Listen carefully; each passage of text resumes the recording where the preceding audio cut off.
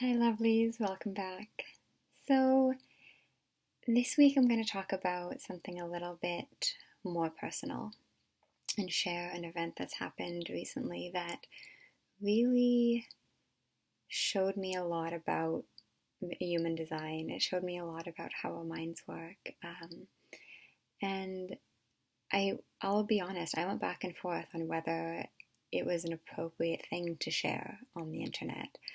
Um, Not inappropriate in like a explicit or violent or sexual way, but just in the way that is the most respectful. But one of the things that I've really realized lately is that we're gifted this tool. The internet is an amazing tool. It has, don't get me wrong, tons of things wrong with it. I definitely think that uh, we can quickly develop an addiction to social media or phones or just looking for answers outside of ourselves. But the internet offers us an opportunity to really talk about the hard things.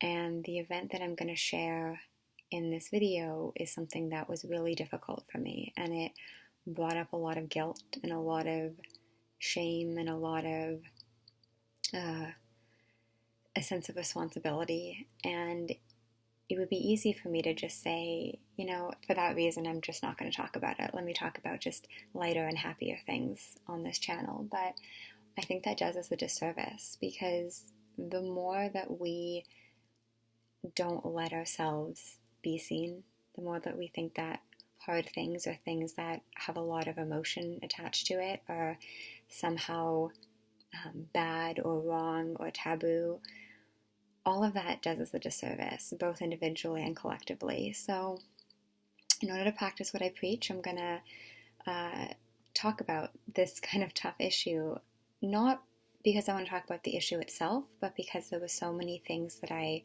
really learned and got humbled by that I think is a benefit to me and to hopefully you guys. So here goes. So last week I was picking up a friend in Vancouver, and on my way to, where I happened to be parked and where I happened to be placed, I came across a situation in which somebody was in need of help. And obviously, I was like, okay, I'm going to help. I'm here. I'm willing. I'm able. Let me help in any way I can. But as soon as I was, getting briefed, there was two strangers involved. They were family members. And one of them was obviously not doing so well. And the other one was trying to help the other family member and also help me and another person who stopped to help. And my gut instantly told me that the situation that I had stumbled onto was more serious than it looked at first glance. So my gut was telling me that I should call 911. And I expressed those concerns to the people that I had encountered. I said, yes, we'll help. Yes, I'm doing my best to help, but I really think that this is something that emergency services needs to be called in on.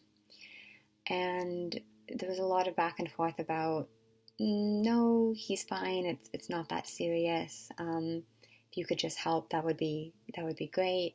We don't need to call 911. We don't need to get the paramedics involved. And my gut was telling me otherwise. My gut was screaming at me otherwise. But it's all too easy. And, it like I said, it took me a while to kind of see that this is not a failing on my part, and it's not a failing on anyone else's part, but it's all too easy to get talked out of what our gut is telling us because we want to seem cooperative, or we want to seem like a team player, or women especially, I think I told you, always have to be the good girl, always smile and nod, agree with what everyone is saying. And so I was outnumbered in this situation, that even though my gut was telling me call 911,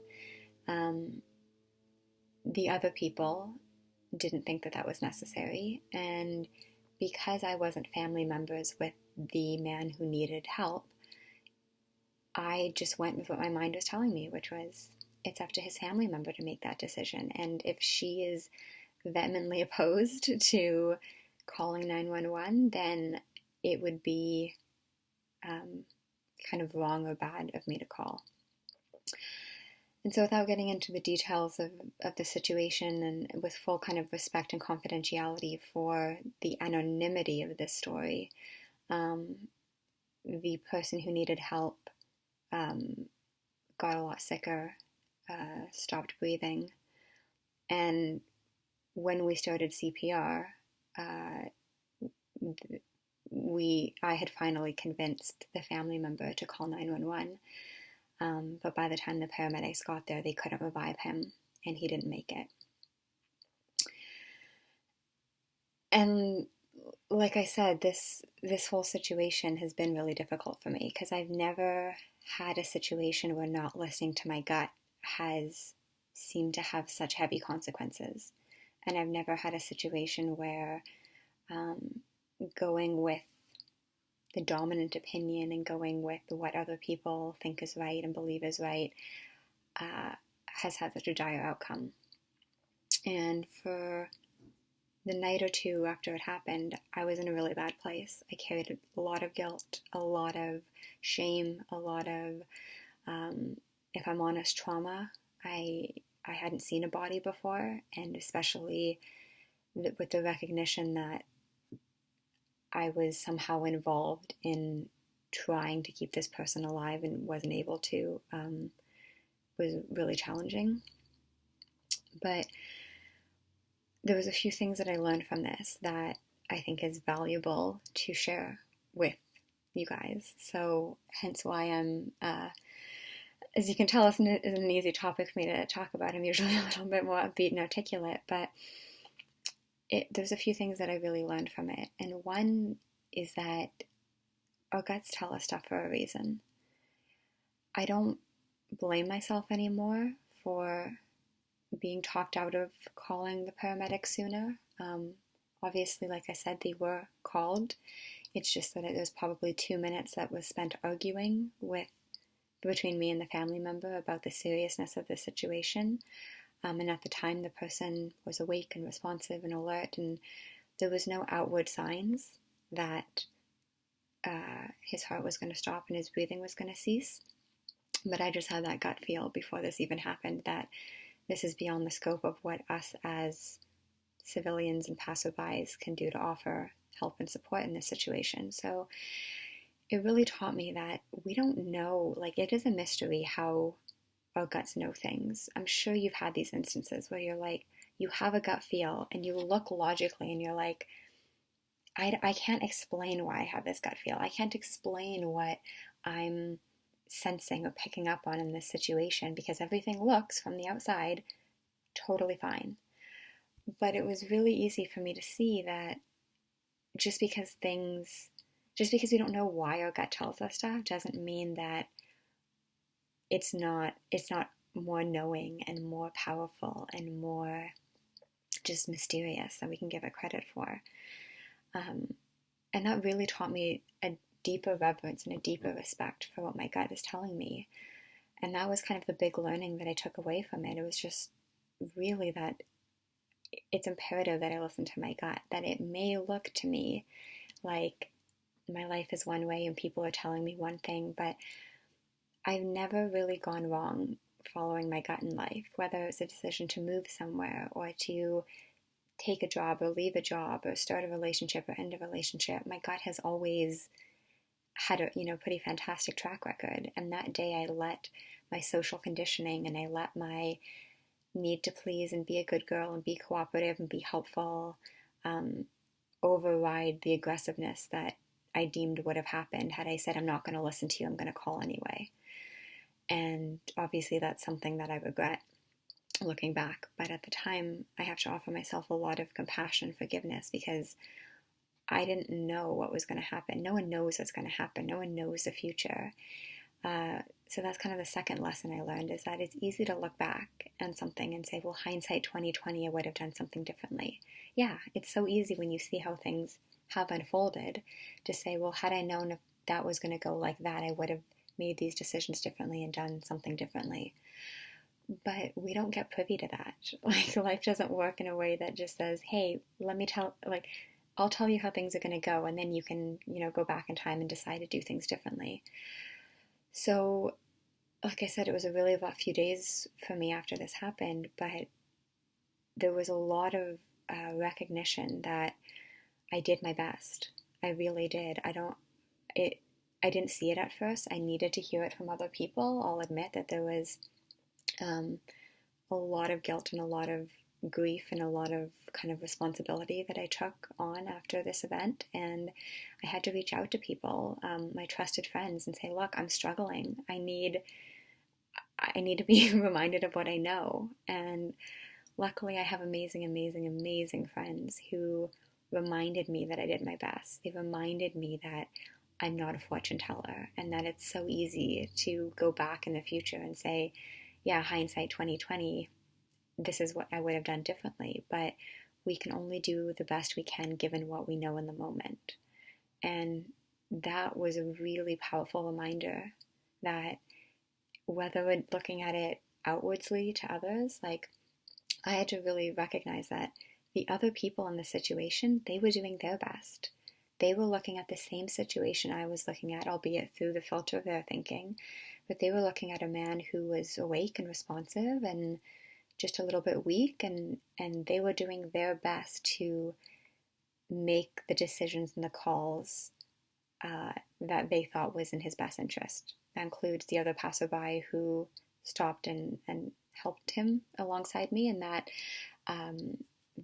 also includes the family member. So whether we're looking at it outwardly or whether we're bringing it back to ourselves, we're only always doing our best, and others are only always doing their best. And when we see that, it takes the kind of burden of responsibility and the burden of guilt off ourselves, because it points us back to the psychological innocence of us all doing our best with what we know. And really, there was no maliciousness, there was no ill intent, there was nothing. There was just people trying to help, people seeing what they saw through the filter of their thinking, me not wanting to be argumentative and aggressive and disrespectful to the family members' wishes, the family member seeing the situation differently than I was. I don't think that she had the same gut feel that I did. So we all just do our best, and there's a space of forgiveness and compassion in that allows us to just not put the weight of the world on our shoulders. And the third thing that I really learned from this situation is how resilient we are. And like I said, it was a really hard few days before I remembered to have compassion for myself, before I really reconnected with the truth. I did my absolute best, before I really saw that there is a wisdom that is bigger than I can comprehend, and that, it really reminded me, going with my gut tends to work out best for me and everyone involved. Before all of that, there was a lot of grief and there was a lot of guilt and a lot of tears and a lot of being upset. And it really, to me, is a striking example of how different things could be day to day, because the 3 days after this happened, I was not myself. I didn't want to do regular stuff. I just kind of wanted to stay in bed in my onesie and eat ice cream and have a cry and, lean on my friends for support. But now that it's been about 6 days since that happened, I recognize that I'm in a totally different space about it, a space where I can come on the internet and talk about it, a space where I can really reflect on the lessons I learned and use my understanding of how our minds work to make, to hopefully reconnect us with how things actually work, and to kind of bring us together and in a space that is more loving and more understanding than we were previously told in society. So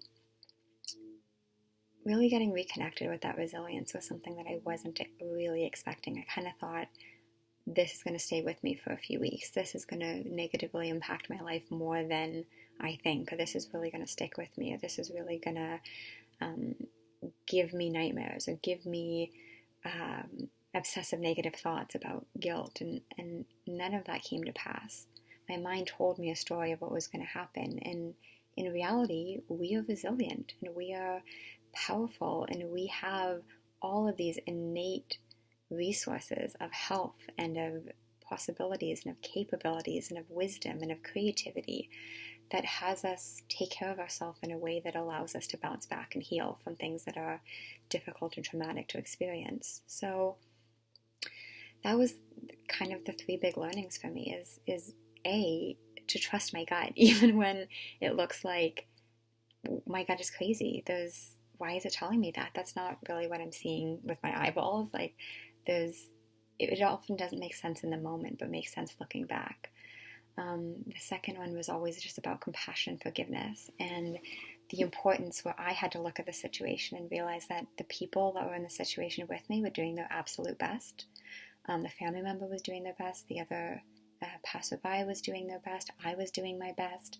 That there's no room for blame and shame and judgment. Not that I should, push those thoughts away or ban them, but I don't have to hold on to that when it comes up. I can experience it. I will experience it. I did experience it.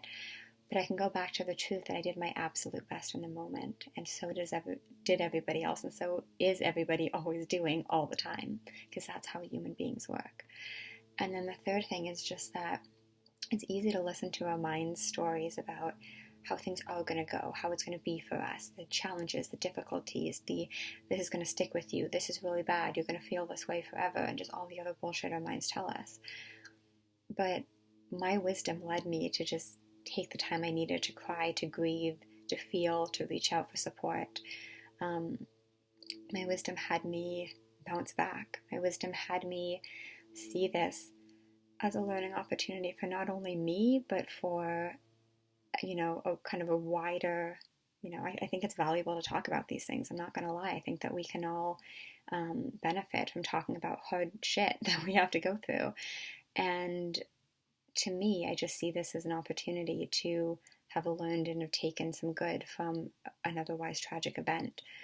And so ultimately, I think that these types of things, although they're not always easy to talk about, although they definitely aren't easy to experience at times, there is always something to be seen, to be learned, and to be kind of respected in a deeper way. And that's why I wanted to just talk about this today. So thank you guys for being here. Thank you for creating a space where I feel like it's safe to talk about difficult stuff we go through and the lessons we're taking from it. And I hope you guys found this helpful. I hope that it reminds you that we're doing our best, that it reminds you of how resilient we are in the face of the shit that life throws at us. And I hope it reminds you that just because we don't always know and see and kind of get what our gut is telling us, it doesn't mean that it's not worth listening to, and doesn't mean that it doesn't have a bigger, broader sense of support than we often recognize at the time. So thank you guys for being here with me. Thank you for, again, letting me share this with you. I know I'm usually a lot more upbeat and a lot more cheerful in my videos, but sometimes we do need to talk about the hard things and what we can take away from it. So I'll be with you next Friday. Thank you for being here. Questions, comments, always welcome below. Topic requests, always welcome below. Take care, and I will be with you soon. Lots of love.